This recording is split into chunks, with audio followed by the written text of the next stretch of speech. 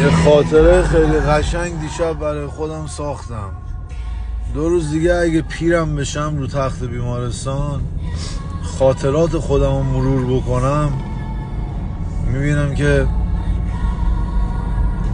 تو رنج سلیقه خودم اکثر کارا رو انجام دادم. الان دیشب اگه خونه میخوابیدم الان بیدار میشدم هیچ کار خاصی نکردم. اومدم اینجا حال کردم، به خودم حال دادم، به روح خودم حال دادم. الانم تمیز شسته رفته خوشگل، صبحونم آماده، کیفم بغلم، برمیگردم سر کارم. دیشبم داداش تا صبح شلاق زنی بود، خیلی جای شما خالی بود. خودم خیلی راضی هستم از این زندگی، خدا رو شکر. اگه تصادف نکنم راضی ترم میشم. اینا رو من آجی واسه فان به خدا اینا رو واسه فان نمیگم. اینا رو حالا میگم هر کی، هر انسان یه مدله. من نمیتونم اونجوری، من 6-7 میلیون رفیق فابریک دارم، مقاوای کله سفید، نمیتونم اونجوری زندگی کنم که همه خوششون بیاد. من اونجوری زندگی میکنم که خودم خوشم بیاد، چون خودم داداش پناهگاه خودم خیلی داره بهم خوش میگذره. تنها خودم، همشم خودمم، هیچکی خبر نداره دارم چیکار میکنم. میگن شو سیو گو سیو، میگن شب سیاه گاوم سیاهه، هیچی معلوم نیست. اصلا کسی نمیدونه با کی بودم، واسه چی بودم، چیکار کردم. همه فکر میکنن کار خاصی میکنم. به اون خورشید قسم فقط من اسیر داداش کمر به پایینم، هیچ کاری نمیکنم. ولی کی، کجا، کی، هیچ حاشیه‌ای. الانم حاجی سبکم. با اینکه صبح دوش نگرفتم، دیشب دوش گرفتم. معمولا صبحم دوش میگیرم، ولی اینقدر سرحالم، احساس میکنم کارمند یه شرکتم دارم میرم سر کار. اینجا خونه منه، محل کار من 1.5 ساعت فاصله است.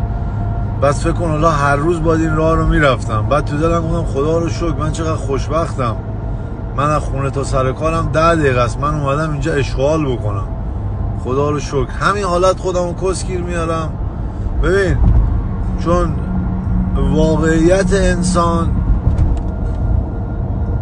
غریزه انسان خوشحالی نیست. غریزه انسان همیشه عقب‌تر از، همیشه دنبال، تو میدونی که تو خودت همش دنبال خودتی. یادت نره اینو. این صحبت‌های من حالا شاید فکر کنید دارم کسشر بهت میگم. تو رقابت اصلی داداشی با خودته.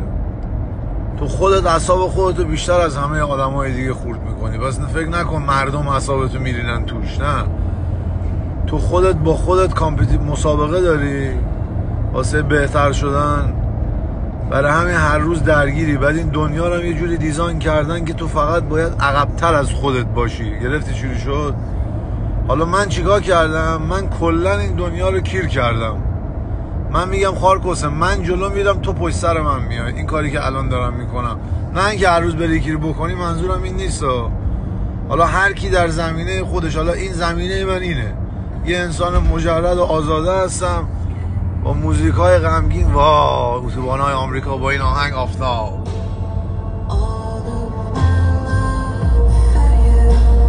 چی میخوای دیگه حاجی؟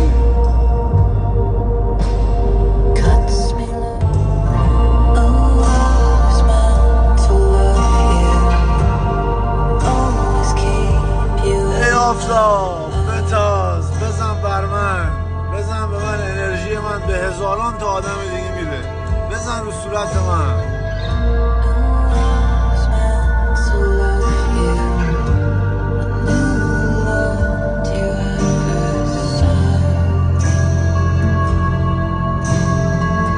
شیشه شور آب نداره.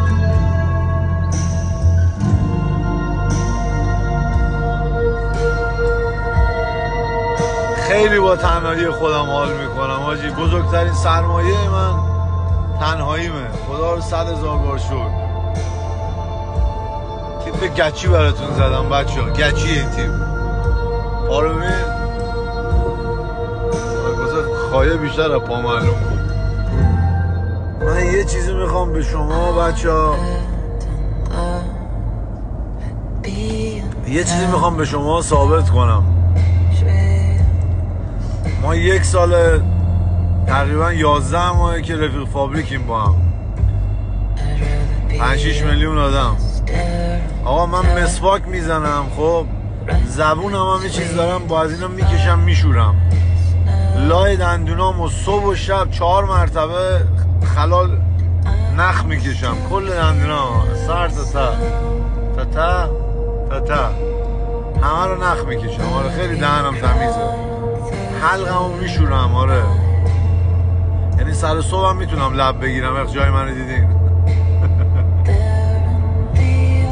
ای خدای بزرگ آسمان ها، خیلی آقایی.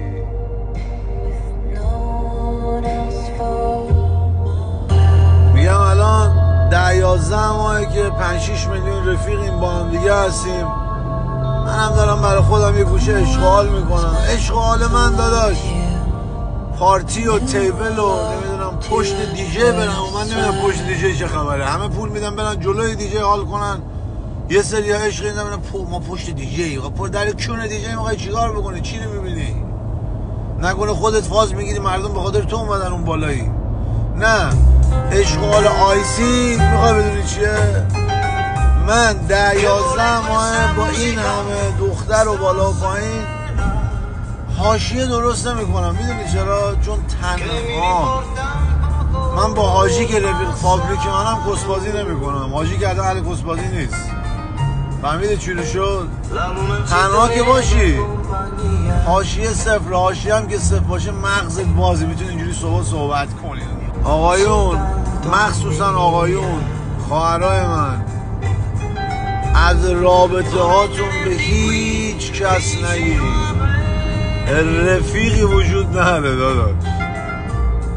انسان ها در شرایطی داداش بارون بیاد چتر میگیره رو دستش دیگه، آفتاب خیلی داغ باشه میره زیر سایه. این نیچر یه انسانه.